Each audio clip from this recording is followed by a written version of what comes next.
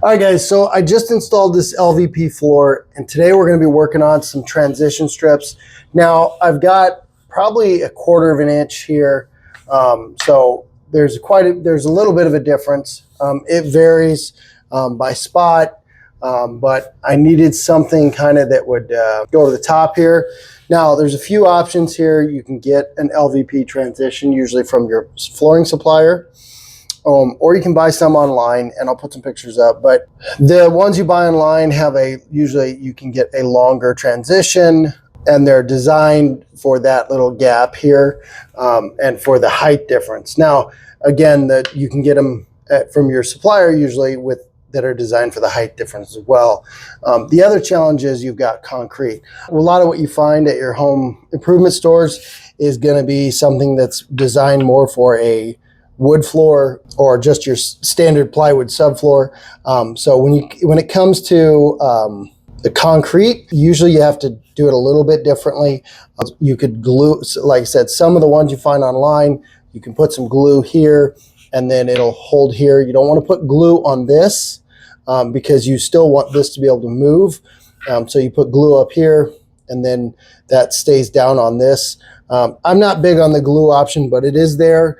It does work pretty well. I did try some of those. Unfortunately, because I have such a variation in height, so here I get a big height difference. Now, whereas when you get over here, the height difference is significantly less. And that's due to the little bit of slope in the floor. So here, again, this is pretty straight. You have maybe 1/8 of an inch, but it's very close. And as it goes this way, that slope becomes greater. Not that abnormal for a slab home. I mean, the tile is level, so when they put this in, of course, they built one side up a little bit more just to make sure it level. So I'm going to show you how I opted to do it. I did not go with any of the options online. I did find something from the supplier.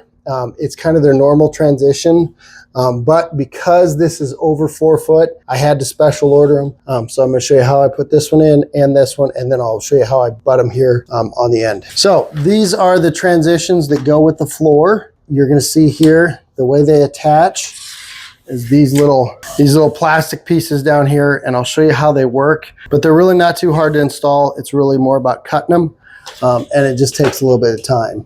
Like I said, down here, I have a little bit more of a gap, but one side will go down. Now, when you get to the end down here, you'll see this has a little bit more of a slope, but I'm okay with that.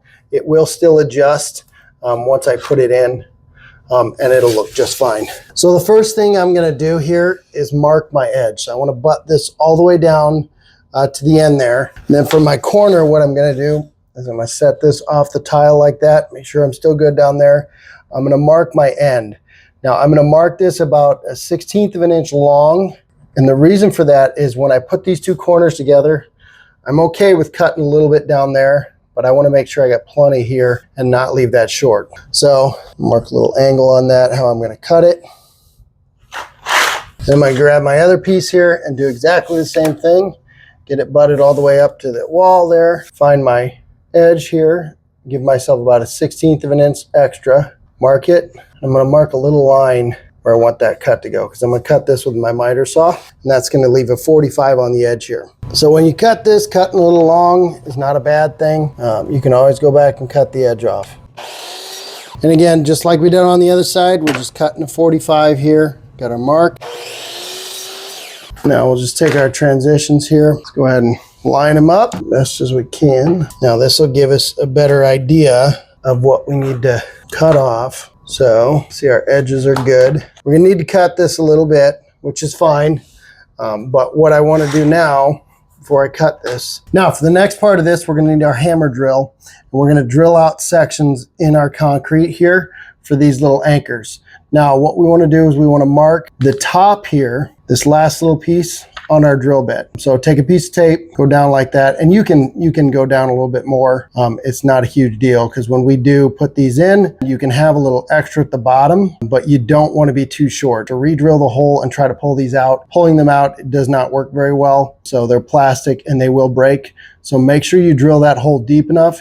You can actually go deeper if you want to. So I could take this tape and move it up just a little bit and it would be just fine. We just want to make sure we have enough room to go down as low as we need to. So, and this is about an 1/8 inch drill bit.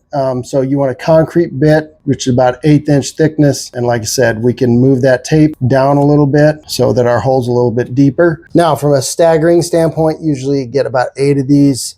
I try to divide them evenly. So if I'm putting in a full 6-foot piece, I'm going to use all 8. But if not, I'm going to try to maybe put in 5, try to stagger them evenly. You can definitely use all 8 if you want to. Just means you got to drill more holes. But you want to make sure you have support at the end, support here. So it doesn't hurt to do an extra one there just to make sure that end stays down. So now make sure your drill is in hammer drill. And then we're going to drill out our holes here.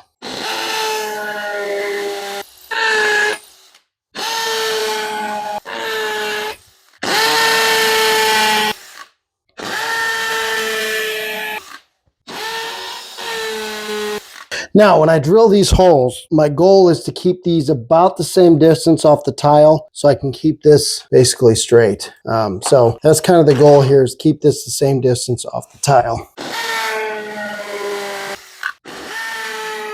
Fortunately, not all spots are the same, so sometimes you just got to move if one won't go.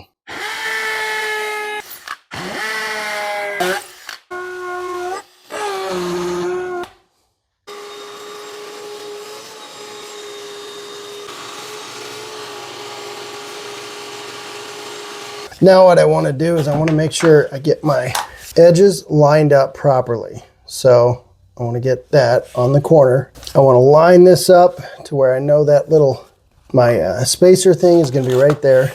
I'll line up the other side as well and just get the 2 pieces right where they need to be. And I've got some caulk that I can use to cover that up and make that look just fine. A little gray caulk will work just fine there. Then what I want to do is mark my ends again where I need to cut it off, and it's sitting up a little bit. So I'm going to get real close to the end there, mark that, and I'll do the same here. It's pretty much the size of the base shoe, and then I can cut that.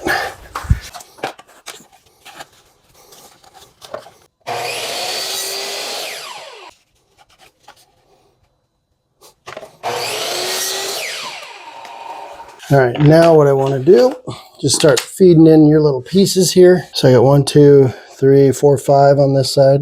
Now, my piece is going to go like this. And then what I'm going to do is I'm going to line up the little pieces here with the holes that I drilled. Try to get them as close as you can. They will slide, so I can always adjust this if I need to. But I'll get it down here. Now I'm going to flip this over and put that first one in, and then try to get all the rest of them lined up and put in, or at least over the holes. Then what we're going to do, your rubber mallet, just lightly tap that down and kind of go back and forth with tapping them in. So here, tap that one in. A little bit more. Don't tap it too hard because they will snap. So you just want to tap them lightly and it'll adjust. And you want to tap where the anchor is. So if your anchor's here, you're going to tap where that anchor is. If you tap away somewhere else, you may end up breaking it. So just tap down where that anchor is. You can see that sits really nicely right there. Now we're going to do the same thing on the other side.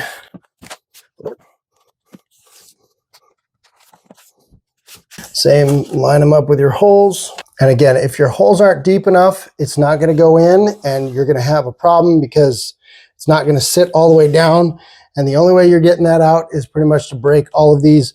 Then you're going to have to drill new holes. So make sure you drill your holes deep enough.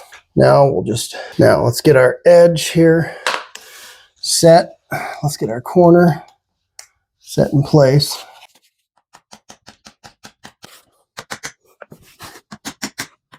Now, unfortunately, one thing you'll notice is I did not cut this short enough. So, and there's not really an option, like I said, to pull this out. So I'm going to have to cut this or I got to cut the trim. So what I'll do is just going to take that's really my only option there. And there you go. There's the transition on the floor.